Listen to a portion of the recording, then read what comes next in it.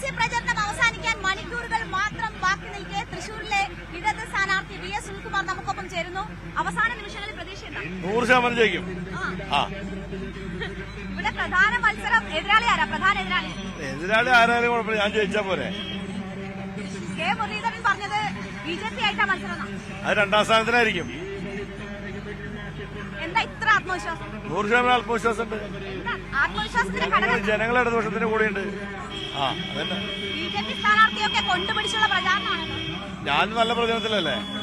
നേരത്തെ തന്നെ ഇവിടെ മണ്ഡലത്തിലേറെ നാളായി നിന്നുള്ള പ്രചരണമല്ലേ BJP നടത്തുന്നത്? ഞാൻ ഇവിടെ ജനിച്ചോളുന്ന സ്ഥലമല്ലേ.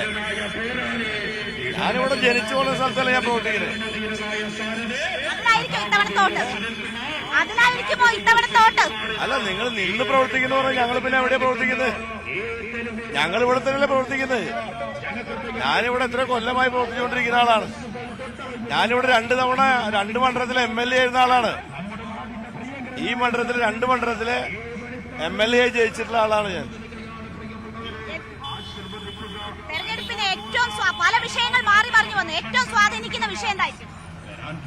ഇവിടെ സ്വാധീനിക്കുന്നത് കേന്ദ്ര ഗവൺമെന്റിന്റെ മതേതരത്വത്തിനും ജനാധിപത്യത്തിനും കേന്ദ്ര ഗവൺമെന്റ് ഒരു ഭീഷണിയായിരിക്കുന്നു.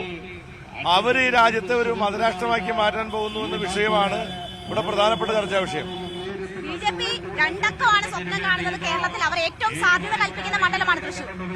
അപ്പൊ 2 അക്കം എന്ന് പറഞ്ഞാൽ നന്നായി. ന്യൂസ് 18 ചാനലുകാര് സർവേ നടത്തിയിട്ട് എത്ര സീറ്റ് കണ്ടെത്തിയിട്ടുണ്ട്? 2 അക്കം എന്ന് പറഞ്ഞാൽ 10 അല്ലേ ചുരുങ്ങിയത്. 10ൽ എത്ര എണ്ണം നിങ്ങളൊന്ന് പറഞ്ഞേ, ഏതൊക്കെ സീറ്റാന്ന് പറഞ്ഞേ? നരേന്ദ്രമോദി പറഞ്ഞല്ലേ 2 അക്കം. അപ്പൊ അതിൽ ഏതാണ് ഈ 10 എണ്ണം എന്നൊന്ന് പറഞ്ഞത് നന്നായി. പോളിൽ വിശ്വസിക്കുന്നുണ്ടോ? അപ്പൊ സർവേകളിൽ വിശ്വസിക്കുന്നുണ്ടോ? സർവേ അല്ലല്ലോ ഞാൻ പറഞ്ഞേ, നരേന്ദ്രമോദി പറഞ്ഞല്ലേ പറഞ്ഞ 10 സീറ്റ് പറഞ്ഞു. ചില സർവേകളിൽ VS സുനിൽകുമാറിന്റെ 3ാം സ്ഥാനം പറയുന്നുണ്ട്. അത് കുഴപ്പമില്ല, ഞാൻ സർവേയുടെ കാര്യത്തിലല്ല പറയുന്നത്. സർവേ നിങ്ങള് പ്ലാൻ ചെയ്തുണ്ടാക്കുന്ന സർവേ അല്ലേ. ആ സർവേയും ജനങ്ങളുടെ അഭിപ്രായം തമ്മിൽ വ്യത്യാസമുണ്ട്. നിങ്ങള് സർവേ നടത്തുന്നത് ചില അജണ്ട വെച്ചിട്ടാണ്. ആ അജണ്ടയും ജനങ്ങളെ തമ്മിൽ വ്യത്യാസമുണ്ട്. അപ്പൊ അതുകൊണ്ട് ആ അജണ്ടയിൽ നമുക്ക് സർവേയിലെ കാര്യത്തിൽ നമുക്ക് അത്ര വലിയ കഴിഞ്ഞ 2021 ഇലക്ഷനിൽ LDF പരാജയപ്പെടുന്നല്ലേ പറഞ്ഞത്. എല്ലാ സർവേയും എന്താണ്ടായത്? അതുകൊണ്ട് സർവേയുടെ കാര്യമല്ല ഞാൻ പറഞ്ഞു, ഞാൻ നരേന്ദ്രമോദി പറഞ്ഞ കാര്യം പറഞ്ഞു. അതാണല്ലോ നിങ്ങൾ കോട്ട് ചെയ്ത്. അപ്പൊ അതിനെപ്പറ്റി ഞാൻ പറഞ്ഞു, ഏതാണ് നരേന്ദ്രമോദി പറഞ്ഞ 10 സീറ്റുകൾ ഏതാണെന്ന് നമുക്ക് ഏതെങ്കിലും ചാനലുകാർക്ക് പറയാൻ പറ്റും. തൃശൂർ ജനതയുടെ നെഞ്ചിലാണ് ഉള്ളത് സുരേഷ് ഗോപി എന്ന് സുരേഷ് ഗോപി പറയും. ആയിക്കോട്ടെ, ഞാനൊന്നും പറയില്ലല്ലോ അതിനെപ്പറ്റി. നിങ്ങളിങ്ങനെ ചില ആളുകൾക്ക് വേണ്ടി ഇങ്ങനെ സംസാരിക്കുന്ന പോലെ ഉണ്ടല്ലോ. എന്തെങ്കിലും ഉദ്ദേശം? അവകാശവാദമാണല്ലോ. അല്ല, എന്നോട് നിങ്ങൾ ചോദിക്കേണ്ട ചോദ്യങ്ങൾ ഇങ്ങനത്തെ ചോദ്യങ്ങളാണോ?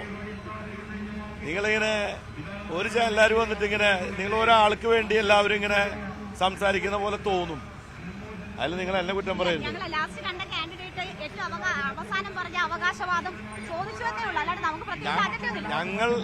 ഞാൻ ജനങ്ങൾ ഉള്ളിൽ വെച്ചിട്ടുള്ള ആളാണ്. ജനങ്ങളെ എന്റെ ഉള്ളിൽ വെച്ചിട്ടുള്ള ആളാണ് ഞാൻ. കരുവന്നൂർ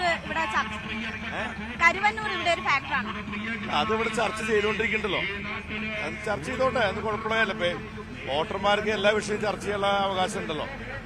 ഇവിടെ ഇപ്പൊ ചർച്ച ചെയ്യേണ്ട നിങ്ങൾ ചർച്ച ചെയ്യുന്നത് നരേന്ദ്രമോദി മിനിഞ്ഞാന്ന് നടത്തിയ പ്രസംഗത്തെ പറ്റി നിങ്ങൾ എന്താ എന്നോട് ചോദിക്കാത്തത്?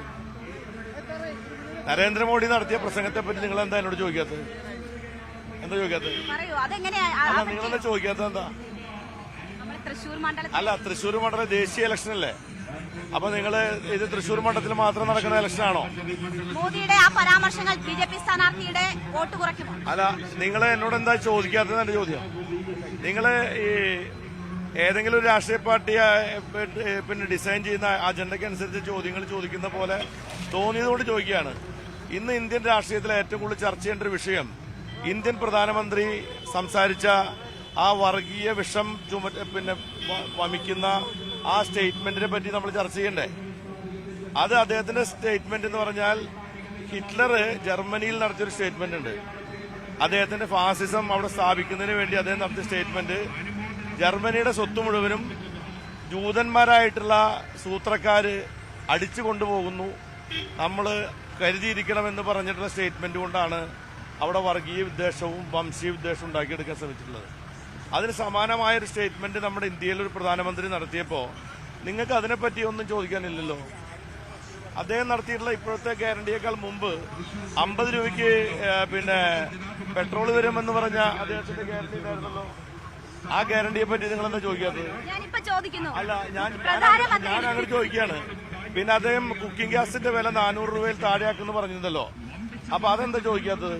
കുക്കിംഗ് ഗ്യാസിന്റെ സബ്സിഡി എല്ലാവരും അക്കൗണ്ടിലേക്ക് എത്തിക്കുന്നു പറഞ്ഞത് എന്താ ചോദിക്കാത്തത്? എന്താ 2 കോടി ചെറുപ്പക്കാർക്ക് ജോലി കൊടുക്കുമെന്ന് പറഞ്ഞാൽ എന്താ ചോദിക്കാത്തത്? എന്താ പിന്നെ നരേന്ദ്രമോദി ഇവിടെ വന്നതിനെ പറ്റി നിങ്ങൾ സംസാരിക്കുമ്പോൾ 2018-ലും 2019-ലും പ്രളയകാലത്ത് നരേന്ദ്രമോദി എന്തുകൊണ്ട് വന്നില്ല എന്നെന്താ ചോദിക്കാത്തത്? എന്താ അപ്പോ ഞാൻ മോദിയുടെ വരവ് വെറുതെ ആവോ?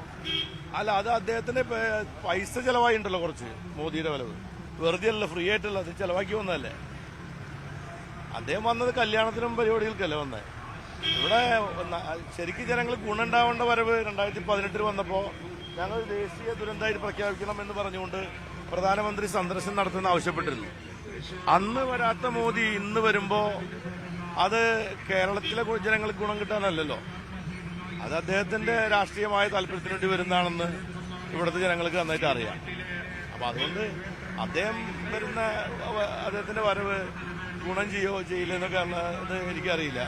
എന്തായാലും ഇലക്ഷനൊന്നും ബാധിക്കാൻ പോകില്ല. മോദിയുടെ ദേശീയ തലത്തിൽ 2ാം ഘട്ടത്തിലേക്ക് അടുക്കുമ്പോഴുള്ള മതവിദ്വേഷം വരുത്തുന്ന തരത്തിലുള്ള പരാമർശങ്ങൾ BJP സ്ഥാനാർത്ഥികളുടെ കേരളത്തിലെ സാധ്യതകളെ മങ്ങലേൽപ്പിക്കും അല്ലേ? തീർച്ചയായിട്ടും ഇതൊരു മതേതര രാജ്യമല്ലേ നമ്മുടെ നാട്. നിങ്ങൾ മനസ്സിലാക്കേണ്ട കാര്യം, അത്തരം സ്റ്റേറ്റ്മെന്റുകൾ ഏതെങ്കിലും ഒരു മതവിശ്വാസികൾക്ക് മാത്രം എതിരായിട്ടുള്ളതല്ല. ഇന്ത്യയിലെ എല്ലാ മതത്തിൽ വിശ്വസിക്കുന്ന മതേതരവാദികളായിട്ടുള്ള ഇന്ത്യക്കാരെ മുഴുവൻ വിഷമിപ്പിച്ച സ്റ്റേറ്റ്മെന്റാണത്. അത്തരം കാര്യങ്ങളെപ്പറ്റി പറയുകയാണ് നമ്മൾ ചെയ്യേണ്ടത്. ഇത് ദേശീയ രാഷ്ട്രീയത്തിൽ നമ്മൾ ചർച്ച ചെയ്യേണ്ട വിഷയങ്ങൾ ചർച്ച ചെയ്യുന്നതിന് പകരം നമ്മൾ മതവിദ്വേഷം പിന്നെ ജനങ്ങൾക്കിടയിൽ ഉണ്ടാക്കുന്ന സ്റ്റേറ്റ്മെന്റ് ഉത്തരവാദിത്തപ്പെട്ട ആൾ നടത്താൻ പാടുണ്ട്. മോഡി എന്ന് പറയുന്ന നേതാവിന് അത് ചേരുന്ന സ്റ്റേറ്റ്മെന്റാണ്, പക്ഷെ അദ്ദേഹം ഇരിക്കുന്ന സ്ഥാനത്തിന് അത് ചേരുമെന്നുള്ളതാണ് നമ്മൾ ചർച്ച ചെയ്യേണ്ട കാര്യം. അതൊക്കെ ഈ തെരഞ്ഞെടുപ്പിൽ നിങ്ങൾ ഉയർത്തിക്കൊണ്ടിരുമ്പോൾ അതിനെതിരായിട്ടുള്ള ജനവികാരം നമ്മുടെ കേരളത്തിലോ സ്വാഭാവികമായിട്ടുണ്ടാവും. അപ്പൊ അതൊക്കെ അല്ലാതെ നമ്മൾ പ്രാദേശികമായ വിഷയങ്ങളുമായിട്ട് ബന്ധപ്പെട്ടൊരു ഇലക്ഷൻ അല്ലല്ലോ അത്. അപ്പൊ ആ ഇലക്ഷൻ പൂരം വിവാദം ഏതെങ്കിലും തരത്തിലൊരു ഫാക്ടറാണ്? അല്ല, പൂരവിവാദം അത് ഉയർത്തിക്കൊണ്ടുവന്നവർക്കാണ് എതിരാവുള്ളൂ. കാരണം പൂരത്തിലിപ്പോ എന്താ പ്രശ്നം ഉണ്ടായിട്ടുള്ളത്? ചടങ്ങുകൾ മുടങ്ങുന്ന ഒരു ഏത് ചടങ്ങാ മുടങ്ങിയത്? ഏത് ചടങ്ങാ മുടങ്ങിയത്? താങ്കൾ തന്നെ പറഞ്ഞല്ലോ, അലങ്കോലപ്പെടുന്ന ഒരു സാഹചര്യം ഉണ്ടായി. അലങ്കോലം എന്ന് ഞാൻ പറഞ്ഞു, പൂരത്തിന്റെ വെടിക്കെട്ട് നീണ്ടുപോയി എന്നുള്ളതാണുള്ള പ്രശ്നം. അതിന് പരിഹാരം ഉണ്ടാക്കിയല്ലോ. വെടിക്കെട്ട് നടന്നു, വെടിക്കെട്ടിന്റെ പ്രശ്നങ്ങൾ തീർന്നു. തിരുവമ്പാടി ദേവസ്വം അതുമായി ബന്ധപ്പെട്ട ക്ലാരിഫിക്കേഷൻ അവർ പത്രസമ്മേളനം നടത്തി പറഞ്ഞു. പിന്നെ അത് വീണ്ടും നമ്മൾ അത് പിന്നെ നമ്മൾ ഈ തൃശ്ശൂർ പൂരം പിന്നെ ഞാൻ 82 മുതൽ പൂരത്തിന്റെ കാഴ്ചക്കാരനും പിന്നീട് അതിന്റെ സംഘാടകനൊക്കെ ആയിട്ട് പ്രവർത്തിക്കുന്ന ഒരാളാണ് ഞാൻ. ഈ പൂരത്തിന്റെ വിഷയത്തിൽ ഇപ്പോൾ ഈ പൂരം ഉണ്ടായ സമയത്തുണ്ടായിട്ടുള്ള ഒരു സംഭവത്തിൽ വികാരപരമായൊരു സംഗതി ഉണ്ടായി. അതിന്റെ പൂരത്തിന്റെ വെടിക്കെട്ട് നീണ്ടുപോയി എന്നുള്ളതാണ് സത്യം. ആ നീണ്ടുപോയ വെടിക്കെട്ട് അന്ന് തന്നെ പൊട്ടിക്കുകയും ഒക്കെ ചെയ്തു. പിന്നെ അത് നേരം വെളുത്തിനാണ് പൊട്ടിയെന്നുള്ളൊരു വിഷയം മാത്രമേ അതിനകത്തുള്ളൂ. അത് നേരത്തെ ഉണ്ടായിട്ടുണ്ട്. നേരത്തെ ഇവിടെ മഴ പെയ്തിട്ട് ഞങ്ങൾ നേരം രാവിലെ പൊട്ടിക്കേണ്ടി വന്നിട്ടുണ്ട്. ഒരു തവണയല്ല, പലതവണ മഴ പെയ്തിട്ട് നേരം വെളുത്തിട്ട് പൊട്ടിക്കേണ്ടി വന്നിട്ടുണ്ട്. ഒരു തവണ മഴ പെയ്തിട്ട് 4 തവണ വെടിക്കെട്ട് മാറ്റി വെക്കേണ്ടി വന്നിട്ടുണ്ട്. വെടിക്കെട്ടിന്റെ കാര്യത്തിൽ അങ്ങനെ പല കാരണങ്ങളാൽ മാറ്റിവെക്കപ്പെടുന്ന സാഹചര്യങ്ങളൊക്കെ ഉണ്ടായിട്ടുണ്ട്. അത് ഇവിടെ വർഗീയ വിദ്വേഷം അങ്ങനെ പലതും ഉണ്ടായിട്ടിരുന്നത്. അപ്പൊ അത് അന്നൊന്നില്ലാത്ത പ്രശ്നം ഇപ്പൊ ഉണ്ടാക്കുന്നതിന്റെ കാര്യം എന്ന് വെച്ചാൽ ഇവിടെ ഇലക്ഷനാണ്. ഈ അവസരം ഉപയോഗപ്പെടുത്തിക്കൊണ്ട് പിന്നെ ശബരിമല വിഷയം പോലെ ആക്കാൻ പറ്റുമെന്നൊക്കെയാണല്ലോ അന്ന് സ്റ്റേറ്റ്മെന്റ് നടത്തിയത്. ഇതൊരു ശബരിമലയാണെന്ന്. അപ്പൊ അതിന്റെ ഉള്ളില് പൂരം പിന്നെ വെടിക്കെട്ട് മുടങ്ങിയപ്പോ എനിക്ക് വളരെ വിഷമമുണ്ടായത്. ചില ആൾക്ക് വിഷമമല്ല ഉണ്ടായത്, സന്തോഷമായിരുന്നു. നല്ലൊരു അവസരമാണല്ലോ എന്ന് വിചാരിച്ചിട്ട്. അത് രണ്ട് വ്യത്യാസമുണ്ട്. ഞങ്ങൾ തൃശ്ശൂർക്കാരെ സംബന്ധിച്ചിടത്തോളം പൂരത്തിന്റെ ഓരോ കാര്യങ്ങളിലും ഞങ്ങള് പ്രശ്നം പരിഹരിക്കാൻ ഞങ്ങൾ എല്ലാവരും ഒന്നിച്ച് നിൽക്കുന്ന ഒരു രീതിയാണ് ഉള്ളത്. അങ്ങനെ ഞങ്ങൾ എല്ലാ പ്രശ്നം പരിഹരിച്ചു പോയിട്ടുള്ളതാണ്. അതിന് പകരം അതിനൊരിക്കലും രാഷ്ട്രീയമായി ഞങ്ങളിതിന്റെ ക്രെഡിറ്റ് എടുക്കാനോ അല്ലെങ്കിൽ അത് ഇന്നപോലെയാണെന്ന് പറയാനൊന്നും നമ്മൾ മെനക്കെടാറില്ല. പിന്നെ ആളുകൾ അനാവശ്യമായ കാര്യങ്ങൾ പറയുമ്പോൾ ചില ഓർമ്മപ്പെടുത്തുന്നത് മാത്രമേ ഉള്ളൂ. ഇപ്പൊ ഒരു നടപടി എടുത്തിട്ടുണ്ട്, അത് മതിയോ? അതിനപ്പുറം എന്തെങ്കിലും അന്വേഷണം ആവശ്യമുണ്ടോ?